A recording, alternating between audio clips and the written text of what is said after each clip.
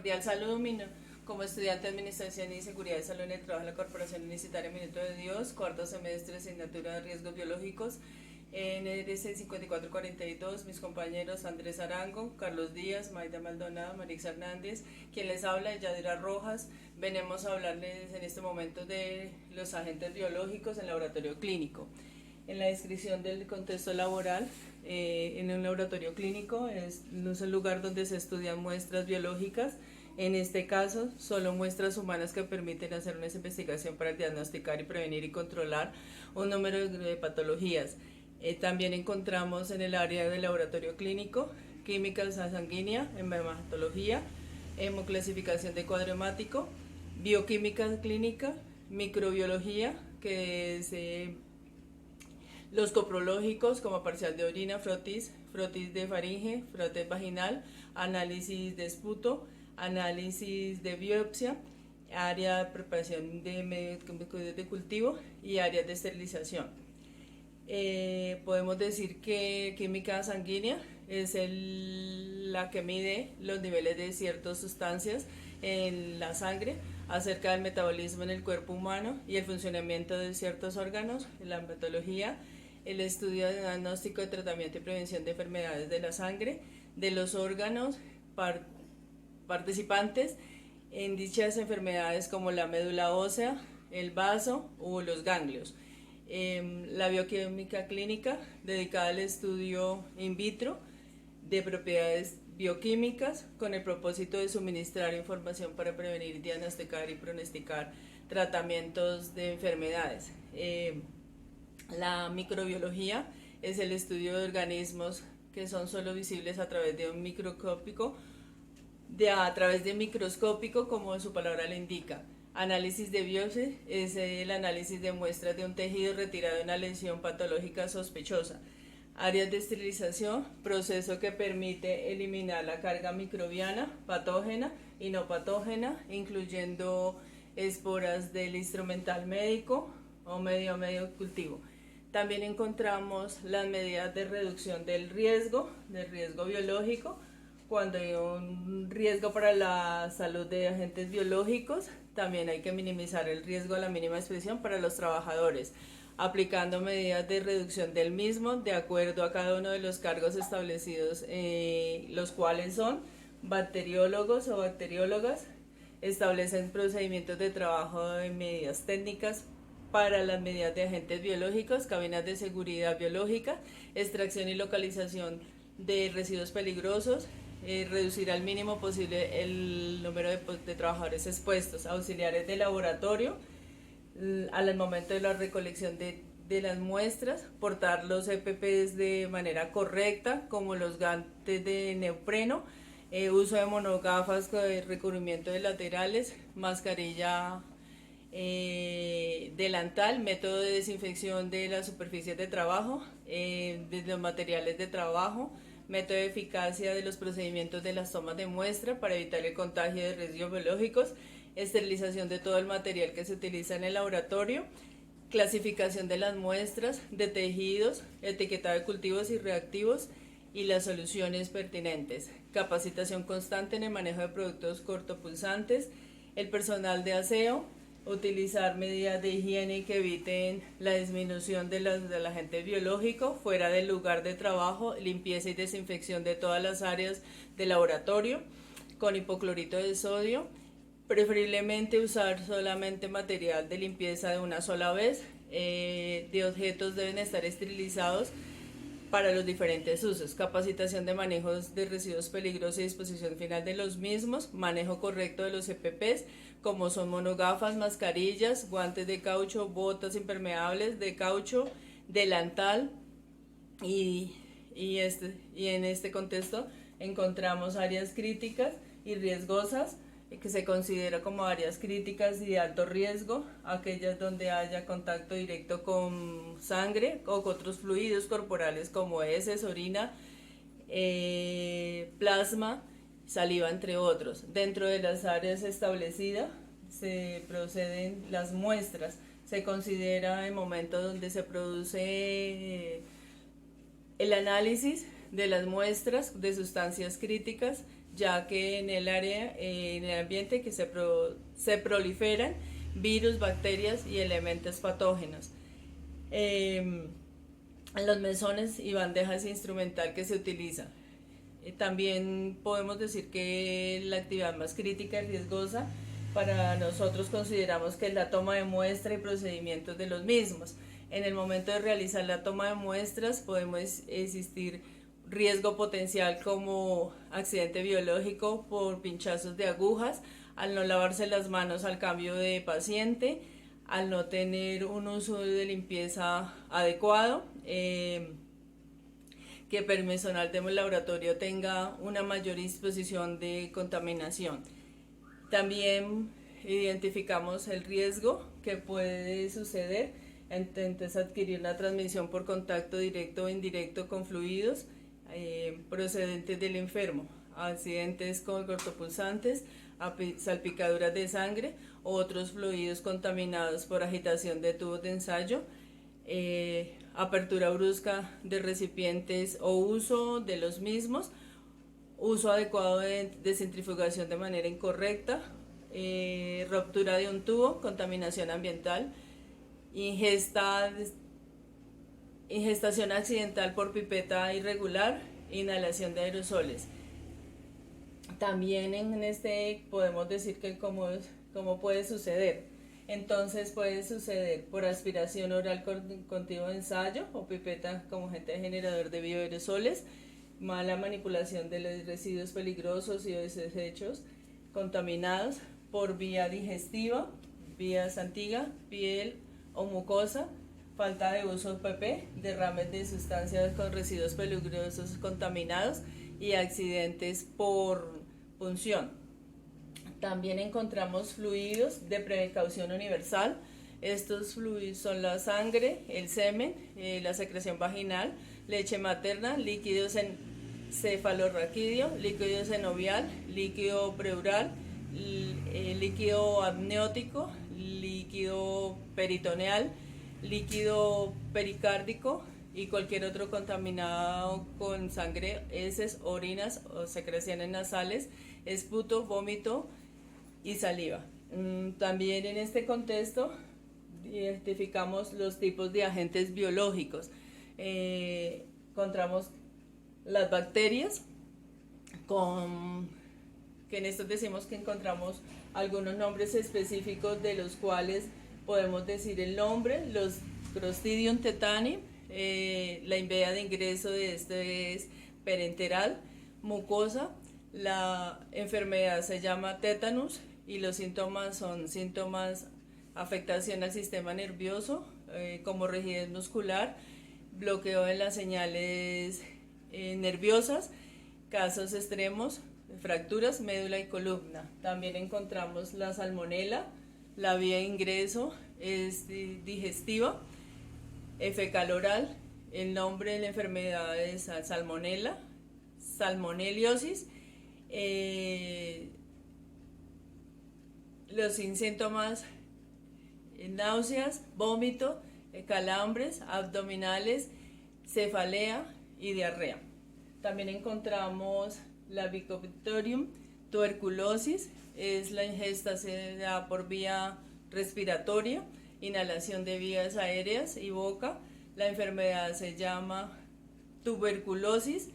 Los síntomas son pérdida de peso, fiebre, dificultad para respirar, dolor torácico. Otras partes del cuerpo dependen del órgano afectado.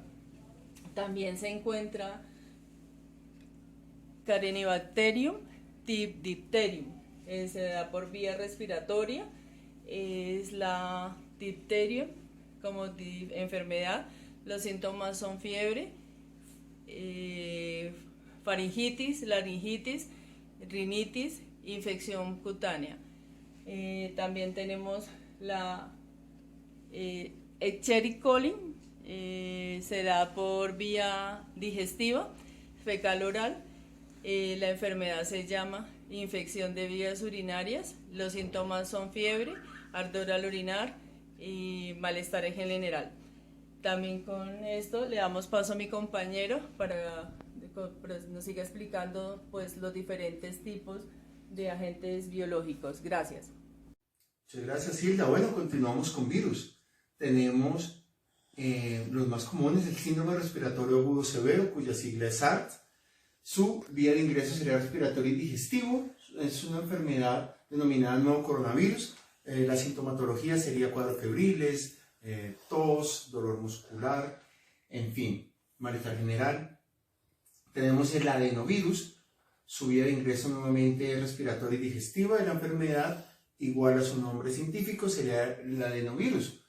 Conjuntivitis, infección en los ojos, infecciones respiratorias, cuadros febriles, tos, entre otros. Tenemos el virus de la influenza, de la tan conocida gripe. La sintomatología pues ya todos la conocemos: tos, secreción nasal, dolor muscular, en fin. Su vía de ingreso sería digestivo respiratorio. Continuamos con hepatitis B y C.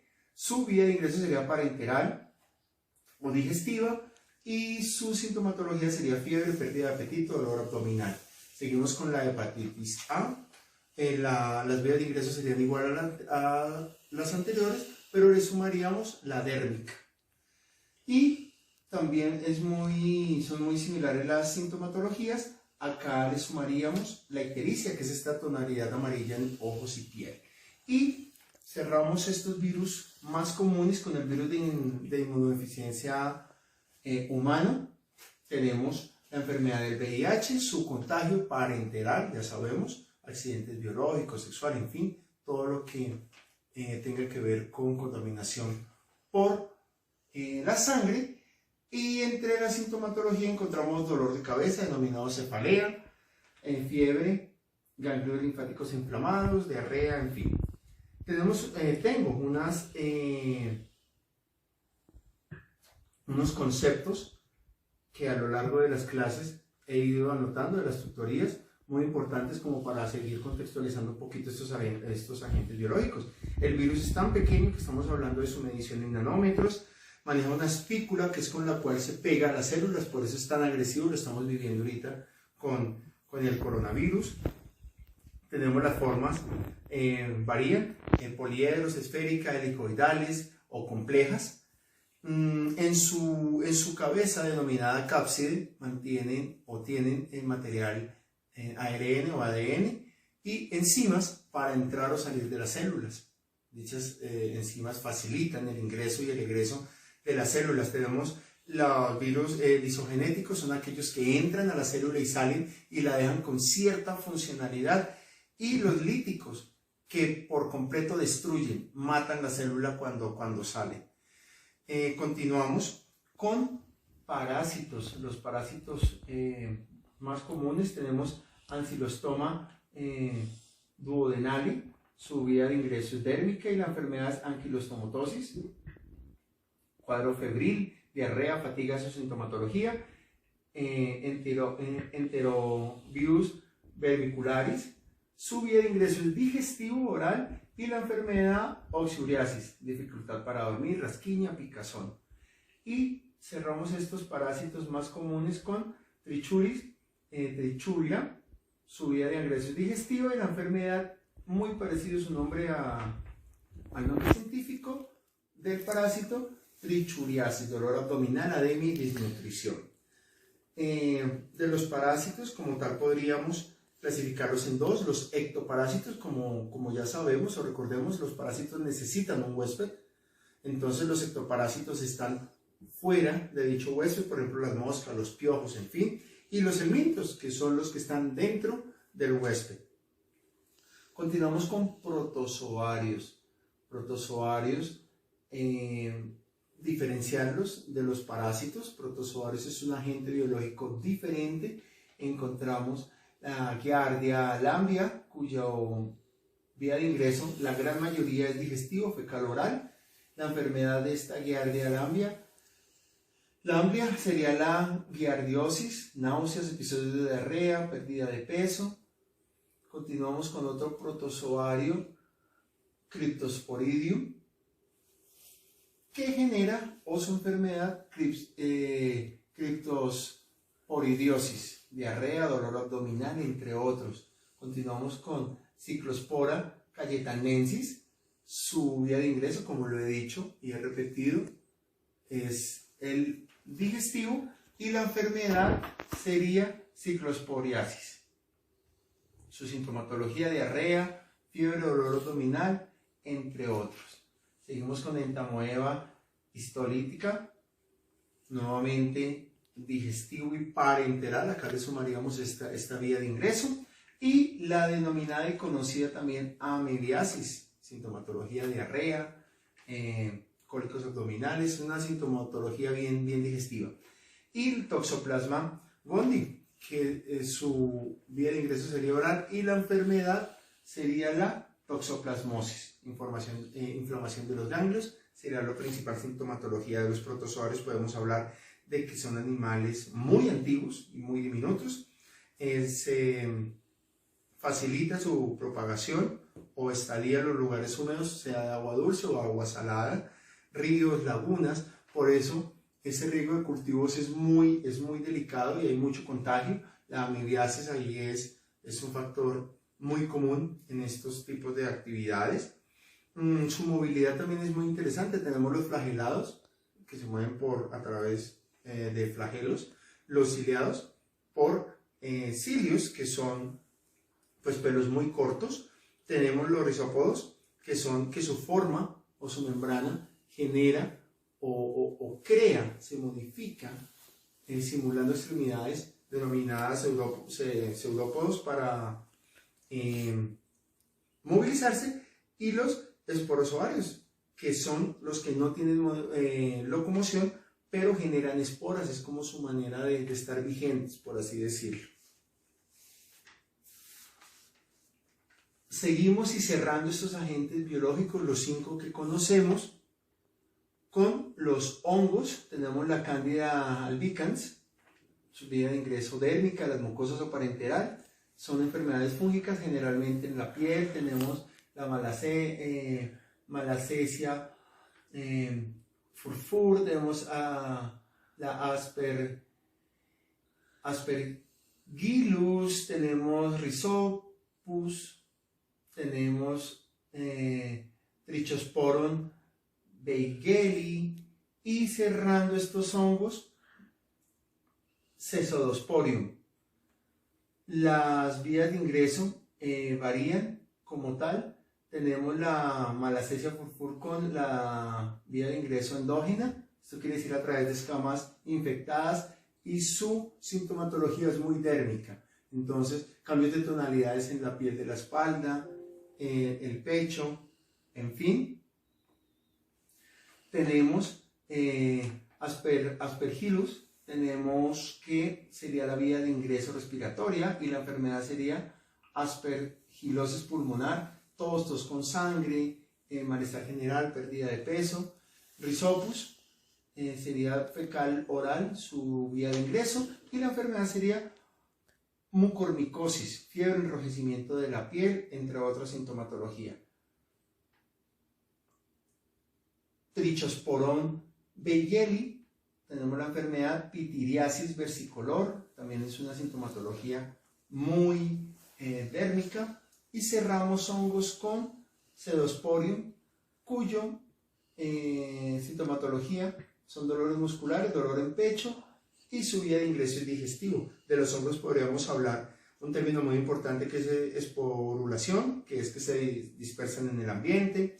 Se dan más que todo en lugares húmedos y oscuros en el cuerpo, como en las axilas, la ingle, los genitales. Las enfermedades se denominan micóticas o fúngicas.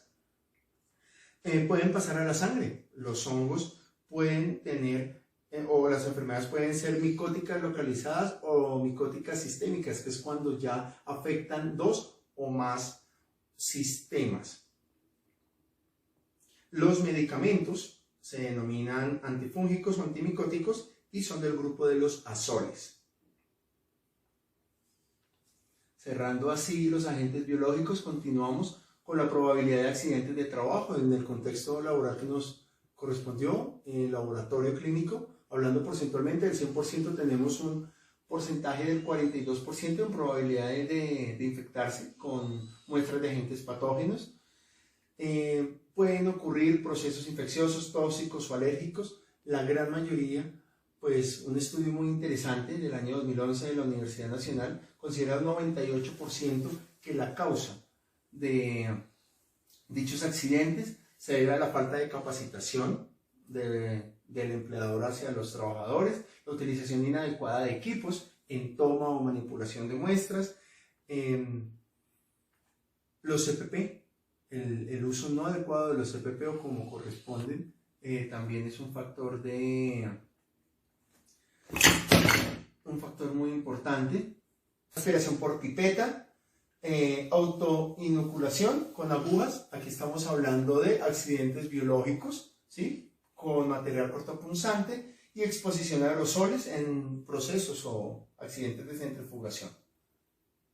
Encontramos que el 30% de la población laboral como tal cuentan con las siguientes enfermedades: hepatitis B, hepatitis C y VIH. Son estas tres enfermedades son las que más impactan a los trabajadores respecto a enfermedades. El protocolo de tratamiento en el sitio expuesto: si la exposición es percutánea, lavar con abundante agua y jabón, no detener el sangrado, es muy importante dejar que fluya. Incluso promover o generar el sangrado es bueno en estos casos. Cuando la exposición es en mucosas y ojos, lavamos la superficie corporal con una solución estéril. Cuando la exposición es en piel no intacta, alguna herida, tipo de lesión, abrasión, cualquier rasguños, eso se denomina piel no intacta, pues lavar la superficie corporal con solución salina estéril. Y cuando la exposición es con piel intacta, lavar con jabón y agua suficiente. Son como los tratamientos a los sitios expuestos si ocurre algún accidente. Y ya el reporte posteriormente, ya luego de la atención, o digámoslo el primer respondiente, o la primera atención después del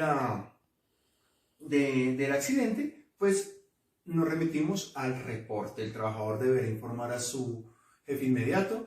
Este deberá informar a el coordinador de SST o gerente de recursos humanos y direccionarlo inmediatamente a una atención prioritaria a un centro de salud. Allí posteriormente, IPS y ARL de manera interna, un proceso ya interinstitucional, le dará carta abierta, los formatos y demás información para que continúe la ARL, ya que es un accidente laboral. El protocolo de riesgo biológico de hepatitis B y C y de VIH sería forzar el sangrado, lo que ya dije anteriormente, los lavados, y asistir inmediatamente a la elaboración médica para que inicien protocolos, profilaxis y demás. Y algo muy importante, extraer sangre para pruebas de serología. Esto tendrá que tener siempre pues un soporte físico firmado por el trabajador para determinar su contagio. Si es positivo, se desconoce. Recordemos el principio de universalidad, que ante la duda vamos a manejar como todos posibles infectados. Esto es un principio, una norma universal de la bioseguridad. Y pues ya notificar el accidente. Aquí tenemos que si después de la exposición vemos la necesidad de iniciar con de retrovirales, esto para el caso de VIH, y aquí tenemos un pequeño cuadro de vacunación en diferentes escenarios con su protocolo, según pues si existe la vacunación, los valores, los anticuerpos de superficie, en fin. Seguimos con protocolo de riesgo biológico. Son dos puntos muy fundamentales. Lo primero es la evaluación de la fuente, que es determinar la serología del trabajador. Y posterior a esto, pues tener la serología completa, hasta perfil hepático, en fin, ¿sí? Y realizar la denominada prueba de cuarta generación o prueba ELISA para VIH. Y posterior a eso, pues iniciar profilaxis y tratamiento post-exposición. Vamos con la normativa. El COPAS, este comité nace en la resolución 2013 de 1983, pero no se llamaba COPAS, originalmente se llamaba Comité de Medicina, Higiene y Seguridad Industrial. Es en el 1994, con el decreto ley 1295, donde ya se define como COPAS, Comité Paritario de Seguridad y Salud en el Trabajo. Recordemos, paritario por igualdad de representantes, trabajadores y empresa, e igualdad de toma de decisiones y poder dentro del COPAS, sin importar el cargo jerárquico o la escala jerárquica dentro de la compañía. Seguimos con la ley 1562 del 2012.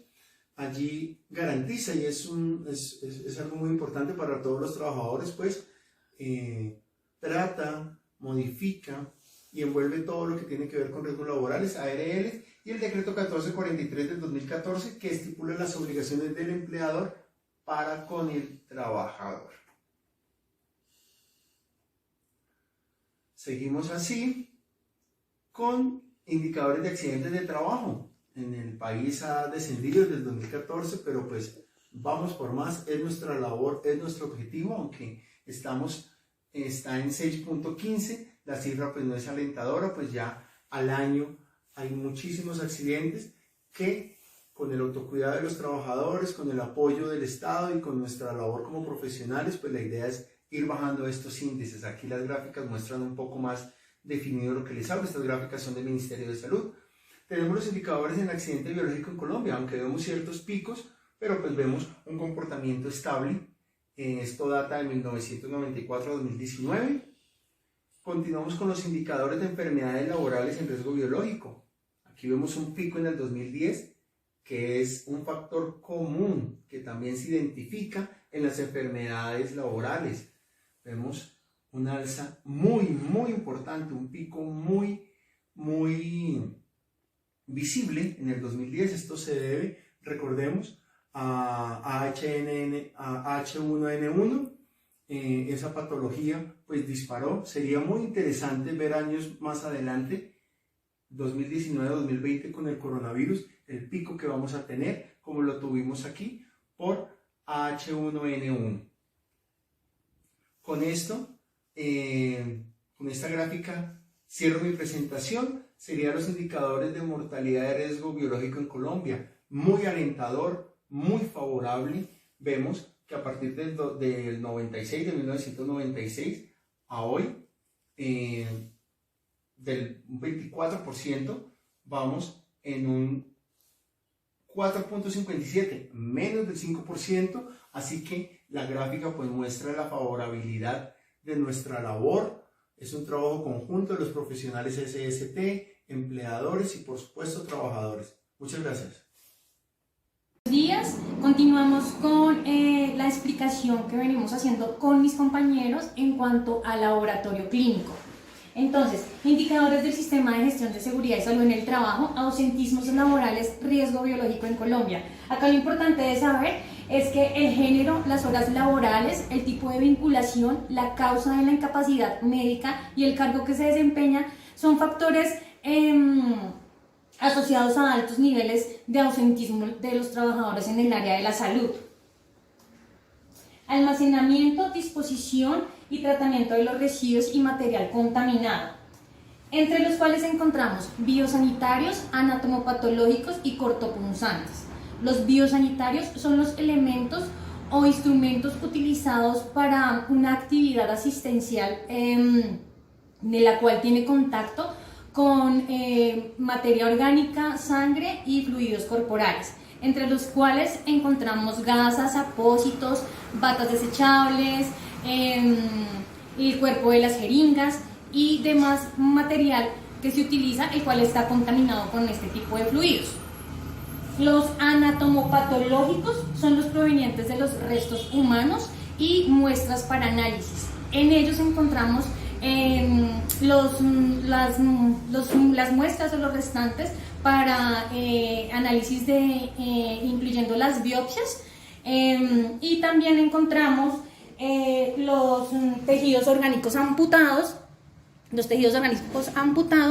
y los tubos con muestras de sangre.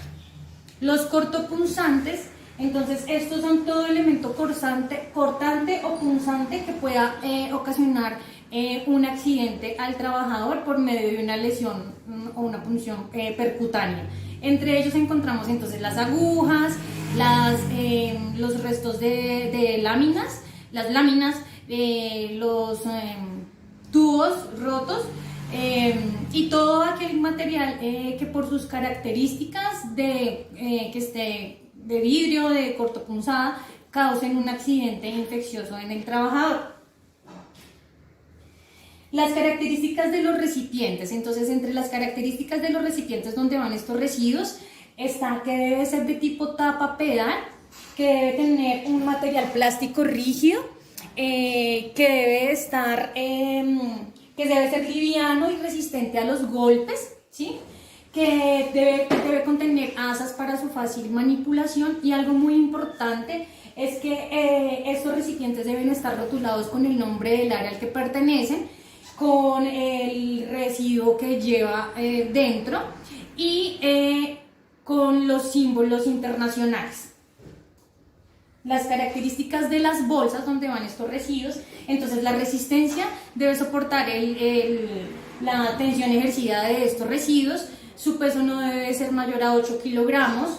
Tiene que ser de material de polietileno. Su calibre mínimo para bolsas pequeñas debe ser de 1.4 milésimas de pulgadas, y para las bolsas grandes deben ser de 1.6 milésimas de pulgadas. Las características para los recipientes cortopunzantes, en este caso hablamos de los guardianes. Entonces, estas características son que deben ser rígidos, deben ser resistentes a ruptura y a golpes, con una tapa ajustable o que enrosque al momento de tapar este guardián. No debe exceder los 2 litros, o sea, el límite máximo de este guardián no debe exceder los 2 litros. Y también deben ser livianos, y obviamente también estar rotulados. Algo importante con los guardianes es que al llenarse en las 3/4 partes del guardián debe ser sellado y entregado al personal de servicios generales, el cual luego va en una bolsa roja debidamente rotulada. Sin embargo, si no se llenaron las 3/4 partes de este guardián, se debe igual sellar, hacer su sellado hermético y cambiarlo por otro guardián. Es así a los 3 meses, antes de que pasen los 3 meses, o sea, cumplidos los 3 meses. Aquí vemos la etiqueta de los residuos cortopunzantes, que es esta que vemos aquí, Entonces, en la institución acá va el nombre del Instituto de Salud al que pertenece, el origen, el nombre de la área o el nombre del laboratorio. En el tiempo de reposición es la fecha de inicio al uso del guardián. La fecha de recolección es la fecha en la cual se va a entregar en cual se deja de utilizar este guardián, y el responsable, el nombre de la persona que lo sella y que lo desecha. Para la desactivación de los residuos, entonces en el laboratorio clínico tenemos el residuo que es biológico. La forma de desactivación de los residuos, en este caso residuos de los cultivos microbiológicos, estos se esterilizan por autoclave, se dejan a temperatura ambiente y luego se desechan en una bolsa roja debidamente rotulada. Su tratamiento posterior es la desactivación de alta eficiencia, que es con la esterilización, y finalmente se incinera. Seguimos con el residuo de anatomopatológicos, en este caso órganos, biopsias, amputaciones y otras patologías. Entonces estos residuos previamente han estado en contacto con formaldehído después de que hacen su análisis pertinente. Entonces se debe desechar, se deben entregar al personal de servicios generales en doble bolsa roja, y ellos son los encargados de llevar estos residuos a la UTA, que es la Unidad Técnica de Almacenamiento Central, donde hay una nevera la cual deben congelar estos residuos a una temperatura no mayor a 4 grados centígrados. Y su posterior tratamiento es la incineración. Otra parte de los anatomopatológicos que se utilizan en laboratorio clínico son los tubos con sangre en su interior. Entonces, estos tubos se descartan en un tarro plástico, el cual también se entrega al personal de servicios generales. Ellos los llevan a la UTAC, la Unidad Técnica de Almacenamiento Central, y ellos los llevan, y hay una nevera, la cual también deben congelarse estos residuos a una temperatura no mayor a 4 grados centígrados, y su tratamiento posterior es la incineración. Entonces, para un laboratorio pequeño, la persona encargada de recoger este tipo de material es Ecocapital, ¿sí? Entonces, para un laboratorio pequeño, ellos van a pasar 2 veces a la semana, martes y viernes, y para un laboratorio grande, ellos van a pasar cada 24 horas. Elementos de protección personal que se utilizan en un laboratorio clínico. Entonces, debemos saber, importante, que los elementos de protección personal son unos dispositivos que nos protegen de alguna, pues que protege alguna parte de nuestro cuerpo en las actividades que estemos realizando. La normatividad es la Ley 9000 de 1979 y la Resolución 2400 de 1979, que allí nos habla todo lo relacionado con elementos de protección personal. La protección de las manos, en este caso utilizamos guantes de nitrilo y guantes de vitrilo. Este es el elemento de protección más importante, puesto que pues, por la manipulación de los residuos y los fluidos con que tenemos contacto, entonces nos va a proteger bastante. Sus características pues tienen varios niveles, 1, 2, 3, según su procedencia, bueno, sabiendo que el nivel 3 es el más eficaz y el que nos va a proteger mucho más. Muchas gracias. Hola a todos, soy Andrés Aragón, del programa Seguridad y Salud del Trabajo. Hoy vamos a proyectar acerca del riesgo biológico con base al laboratorio clínico. Y siguiendo lo que dijo nuestra compañera anteriormente, los elementos de protección personal y entre otros temas a tratar. Para hoy vamos a hablar de los elementos de protección personal, medidas de prevención, exámenes médicos y una normatividad aplicada. Para la protección ocular y facial es muy importante, pues ya que al momento del laboratorio clínico estamos expuestos a diferentes factores de agentes biológicos, a la cual, como por ejemplo la sangre, la saliva, etcétera, nos pueden salpicar a la parte facial, a la cara. Y por eso es muy importante usar la protección ocular, ya que con eso es un mecanismo de protección frente a ese tipo de fluidos corporales. Tenemos la protección respiratoria, esa nos sirve demasiado porque ya al momento de que un paciente, una persona que estemos tratando estornuda, todas esas goticas de saliva quedan suspendidas en el aire y eso hace que si no tenemos la protección respiratoria va a pasar, ¿qué va a pasar? Va a ingresar por nuestras vías aéreas, por nuestro sistema respiratorio y vamos a tener múltiples afectaciones a largo plazo o a corto plazo, dependiendo de la gravedad. Por eso es muy importante el tapabocas o el cubrebocas, porque eso hace que no sobrepasen las barreras de protección y tengamos una barrera para mitigar el agente biológico. La protección del cuerpo entero. ¿Por qué es importante la protección del cuerpo entero? Porque nosotros estamos en áreas comunes, de allí para acá, donde quiera que vayamos, pueden haber una persona puede pasar con unas muestras, con unos análisis y nos puede afectar por salpicadura de los fluidos corporales de las personas, o una enfermera pasó y se le regó por accidente una muestra y nos puede afectar pues la parte dérmica que puede ingresar. Entonces lo que hace el elemento de protección del cuerpo entero es hacer que nos protejamos de estos agentes biológicos, pero para ello tiene que cumplir unas características, obviamente que tenga múltiples resistencia, que sea realmente antifluidos, y para ello pues toca por eso mirar la ficha clínica y consultar con el proveedor antes de comprar un elemento de protección personal. Las poleas, tanto el gorro, las poleas pues obviamente tenemos las enfermeras de laboratorio o el personal encargado cuando tratan con pacientes o están de un lado para otro con análisis, muestras, etc. Tenemos los pies sino los zapatos de zapato calzado liviano, en la cual no está protegido. Entonces lo que hacen las poleas es que haga la parte del cuerpo entero para cubrir el calzado. Tenemos el gorro, obviamente. ¿Por qué el gorro? Porque al momento nosotros desprendemos, del cuero cabelludo desprende ciertos agentes microorganismos a la cual pueden caer en la parte de las superficies como mesas, sillas, etcétera. Y otra persona obviamente pues puede pasar la mano y pues estar expuesto a ese factor biológico. Tenemos medidas de prevención del laboratorio clínico. ¿Por qué es importante las medidas de prevención? Porque con eso sabemos que el trabajador tiene ciertos controles como los elementos de protección, ejemplo, las gafas, los tapados, si sea el caso, el cuerpo entero, protección personal del cuerpo entero, y eso hace que estemos protegidos frente a tipos de factores de agentes biológicos.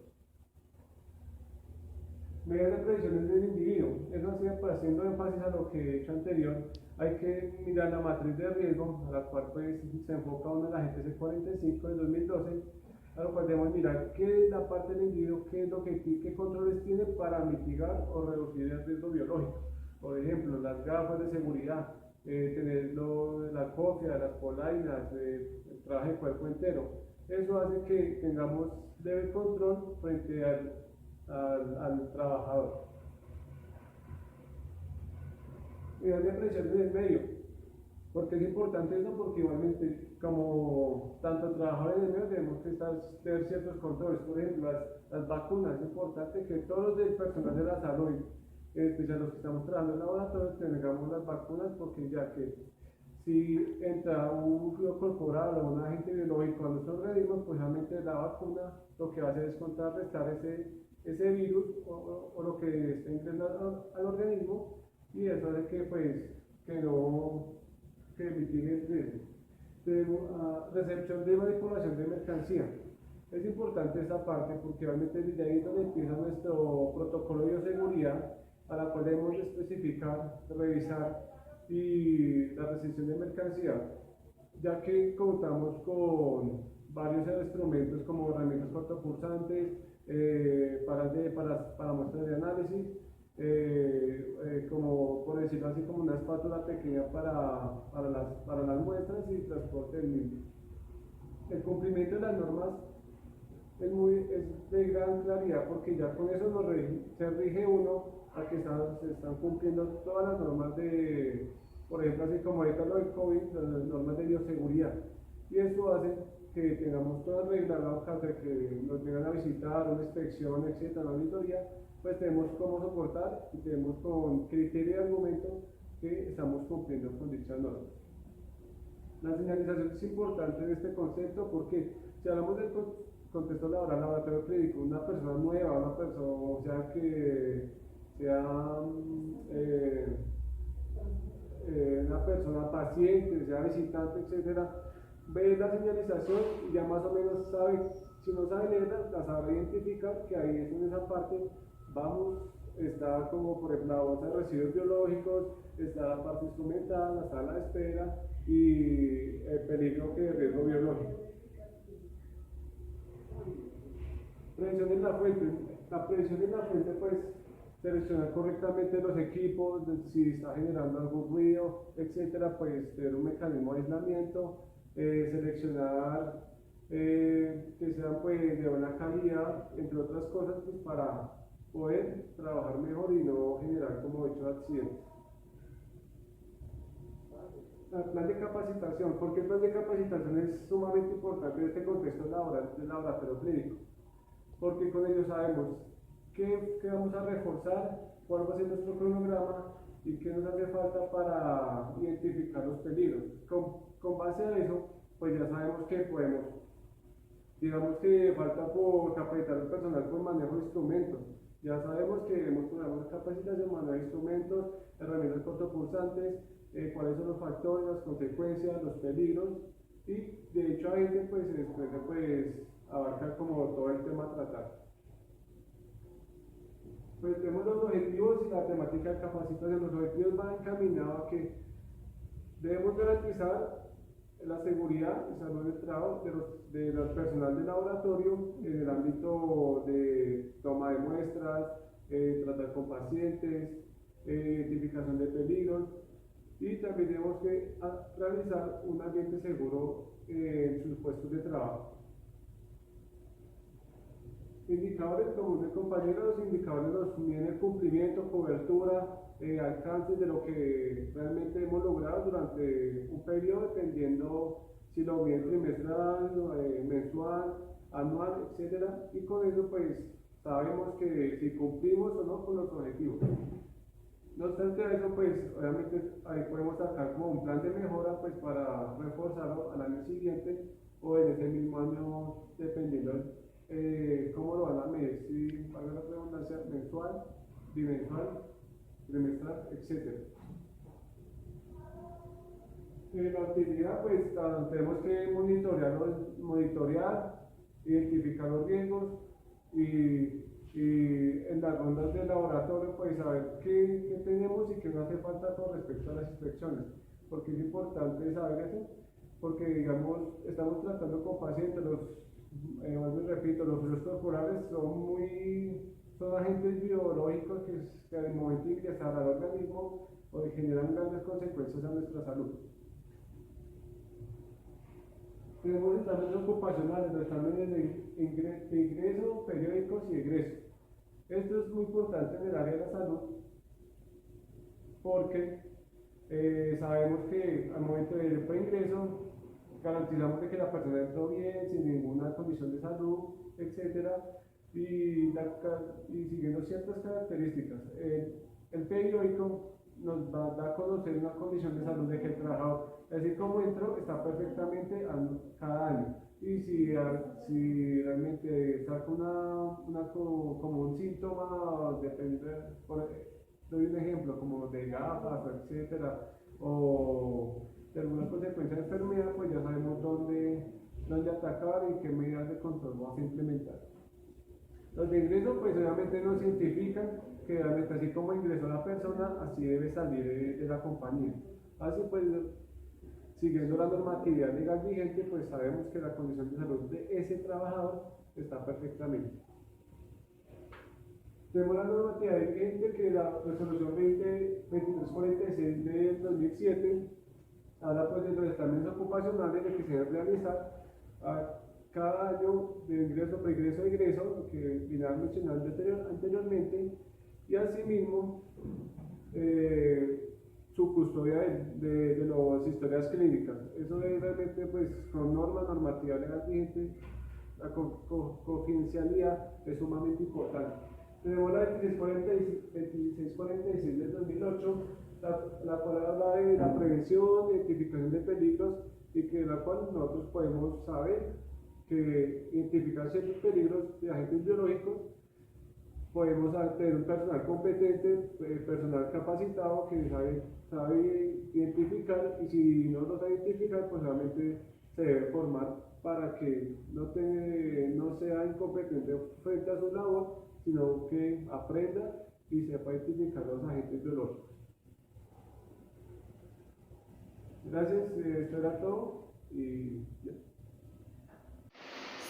Continuamos con nuestros temas. Voy a hablar sobre el sistema de vigilancia epidemiológica, que es un conjunto de actividades que buscan evitar ocurrencias de enfermedades y accidentes por contacto de riesgos biológicos en el diario vivir de las tareas.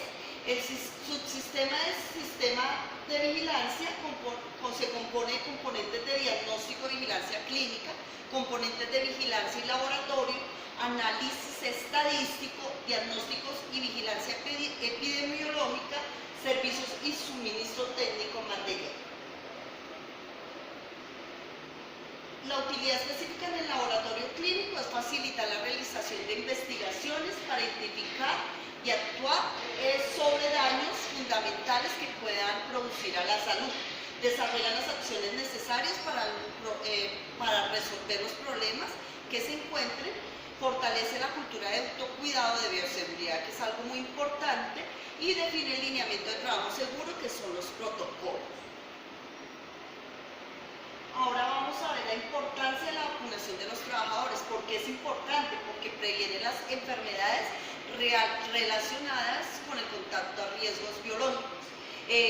Previene los ausentismos por dichas enfermedades o accidentes. Protege a la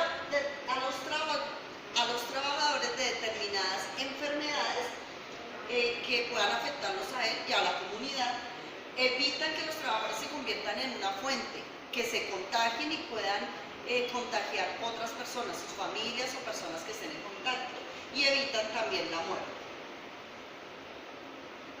El esquema de vacunación, voy a hablar sobre algunas de las vacunas importantes que son, por ejemplo, la hepatitis B, que previene la hepatitis B, son 3 dosis, la influenza, es una vacunación contra la influencia para evitar casos graves de enfermedades pulmonares y evitar hospitalizaciones. Es una dosis intramuscular, es anual y es en la región deltoidea. También está la triple viral que previene la rubiola, las paperas y el sarampión.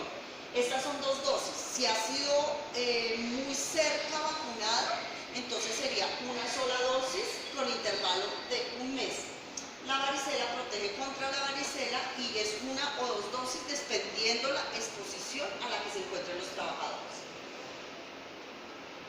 Otras de las vacunas son tétano, difteria, que previene tétano, difteria y tosferina. Son cada 10 años, son intramuscular en región deltoidea. Hepatitis A previene la hepatitis A y es intramuscular en la región deltoidea. La fiebre tifoidea previene la fiebre tifoidea, es una dosis, región intramuscular deltoidea, y fiebre amarilla previene la fiebre amarilla y es una sola dosis. Todos los efectos de estas vacunas, los efectos secundarios casi son similares, producen náuseas, vómito, fiebre, cefalea, dolor general, enrojecimiento, dolor localizado, hinchazón y en algunas prurito. El protocolo de limpieza y desinfección consta de 2, que son limpieza rutinaria y limpieza terminal. La limpieza rutinaria se hace a diario, después de una consulta, después de atención al paciente. Y la terminal, por lo menos una vez a la semana, incluye el sistema de ventilación, iluminación y almacenamiento. La desinfección es la destrucción o inactivación de microorganismos que puedan causar infección. La desinfección de bajo nivel inactiva todos los microorganismos vegetativos, menos las microbacterias y los microorganismos que están resistentes a esporas bacterianas. Lo hacemos con amonio cuaternario. Y la desinfección de nivel medio inactiva todos los microorganismos en forma vegetativa, la mayoría hongos y virus, y se hace con hipoclorito de sodio al 0.5%. La limpieza de laboratorio la hacen las personas de servicios generales, usan el aragán o la escoba para sólidos, frotan superficies, escritorios y mesones con paños humedecidos, frotan el piso con trapero limpio y solución jabonosa, humecen el paño, también solución detergente y frotan paredes, y limpian persianas y marcos de ventanas, también con solución de detergente. La solución jabonosa, 30 mililitros en 1 litro de agua. Desinfección de laboratorios, se preparan soluciones desinfectantes con hipoclorito al 0.5%, dependiendo de lo que se diga el fabricante o el proveedor. Frotan el piso con trapero humedecido, las paredes, y humedecen paños para retirar dicho detergente. Limpian persianas y marcos de ventanas. El bacteriólogo limpia el material con hipoclorito al 50 mililitros durante 10 minutos activo. Colocan el material junto a un recipiente de polietileno y por lo menos son 10 minutos y dice material para lavar. Descartan esta solución de hipoclorito en el lavadero, agregan una solución de detergente a 140 mililitros de detergente más 4 litros de agua. Los residuos de detergente se retiran con paños, se deja secado el material con un paño absorbente, se le coloca papel craft para entrarlo a los hornos, que por lo menos tiene que durar 2 horas en una temperatura de 10 grados centígrados, y después los introducen en el gabinete y registran el formato correspondiente. En el uso del laboratorio clínico, en estos métodos son autoclave, esterilización y el horno de calor. Autoclave autoclave funciona con calor obtenida por vapor. La esterilización es una destrucción total o eliminación dependiendo también de calor, y el horno de calor seco usa calor como fuente de destrucción. En autoclave la temperatura es 121 grados centígrados. Horno de calor seco usa el calor como fuente de destrucción de microorganismos. El tiempo de esterilización es de 1 hora a 170 grados centígrados, 2 horas a 160 grados centígrados, y si es para material de vidrio es 1 hora a 180 grados centígrados. Por último, vamos a tocar el tema de qué instrumentos ingresan los bacteriólogos al autoclave. Entonces se lleva al autoclave en una bandeja los tubos que se utilizan para recolección como KPC, los de punciones lumbares y de secreciones. También se llevan al autoclave las puntas amarillas y azules que se usan en microbiología en orina. Se llevan al autoclave frascos, isótopos, escobillones. El tiempo estimado entre el autoclave son 15 minutos y luego se colocan en empaques para ser utilizados. Bueno, muchísimas gracias. Ya con esto terminamos la exposición, la sustentación de nuestra cartilla. Muchas gracias.